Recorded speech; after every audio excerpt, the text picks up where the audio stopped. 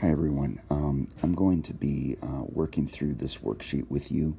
The purpose of this worksheet is really to distinguish the difference between ionic and molecular compounds. Okay, our naming convention is different for both, and it's really important that you watch this.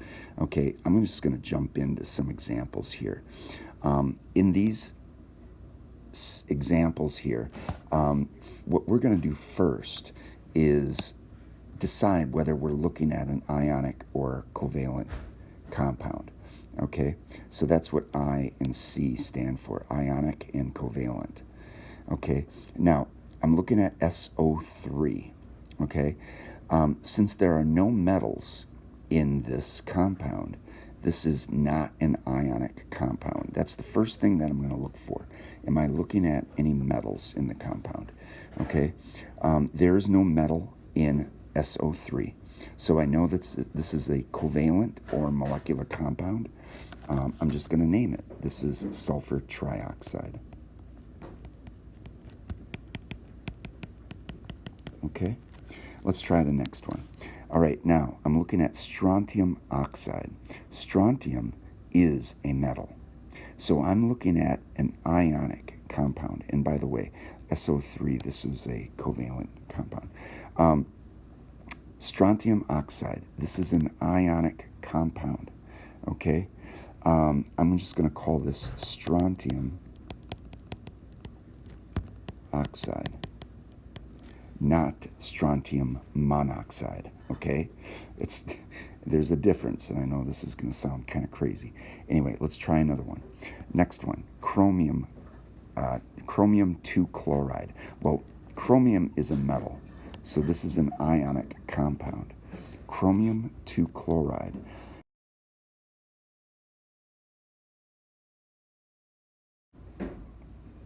It's not chromium dichloride. So this is chromium 2 chloride, not dichloride. It is not a molecule. It is not a covalent compound. It's an ionic compound. All right, next one. N2O3. There is no metal in this compound. So this is a covalent compound or a molecular compound. I'm just going to name this now. I'm going to use the prefixes. This is dinitrogen trioxide. Okay, next one. Lithium hydroxide. All right, lithium is a metal. This means that's an ionic compound. That means I'm just going to call this lithium hydroxide. Okay, it's an ionic compound. It's important to note that because hydroxide is an ion. OH is an ion. It's a polyatomic ion. All right, what about the next one? Nickel and sulfur. Nickel is a metal. This is an ionic compound. Okay, this is going to be nickel 2 sulfide. That's an ionic compound. It's not nickel monosulfide or whatever. It's nickel 2 sulfide. Okay, next one. Carbon 4 bromine. No metal there. It's all nonmetals. This is a covalent compound. Okay, it's a molecular compound. I'm going to call this carbon tetrabromide. Carbon tetrabromide. Okay. All right, next one. Cesium oxide. All right. Cesium is a metal. This is an ionic compound. Okay. Ionic compound. All right. So, cesium oxide. Cesium oxide. That's it. It's not cesium monoxide. It's It's cesium oxide. It's an ionic compound. All right, next one. This is going to be iron and sulfate. All right, well, this is an ionic compound. This is going to be iron 3 sulfate.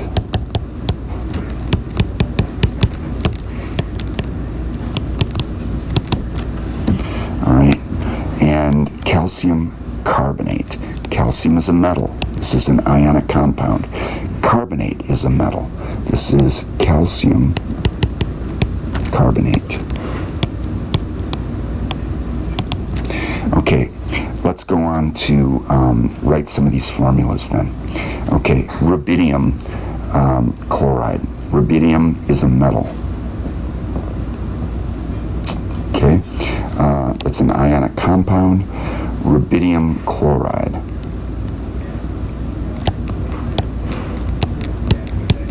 Okay, cobalt 2 phosphate.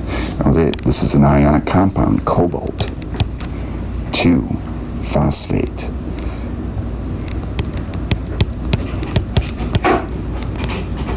Oops, wrong number. 2. Okay, cobalt 2 phosphate. All right, now we've got a covalent compound, dinitrogen trioxide. Dinitrogen trioxide. Okay, di and tri, that's indicating that we've got a molecular compound or a covalent compound. All right, potassium sulfide. Potassium is a metal, ionic compound. Potassium sulfide, not dipotassium monosulfide. Okay, all right, copper 2 oxide. Copper has a 2+ charge, oxide. Okay, copper 2 oxide. This is an ionic compound. That's not copper monoxide. Okay, nitrogen pentoxide. Nitrogen pentoxide. So this is a covalent compound. Nitrogen.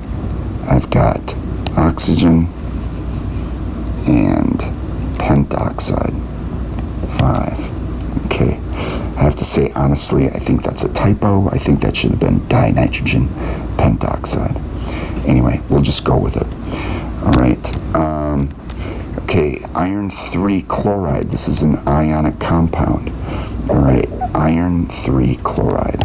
Iron 3 chloride. Not iron trichloride. Okay, magnesium hydroxide, ionic compound. Magnesium hydroxide. Hydroxide has a 1- charge. Magnesium has a 2+ charge. All right, calcium iodide, ionic compound. Calcium iodide. Okay, tin 4 carbonate. Tin is a metal, ionic compound. Tin is SN. Tin 4 carbonate. That means we need 2 carbonate ions. Okay, and that does it. All right.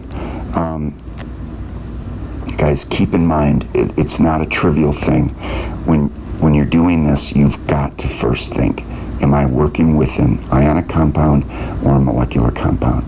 You could see as I was working through this, I was saying those words every single time. All right? All right, guys, good luck with the homework. Thank you.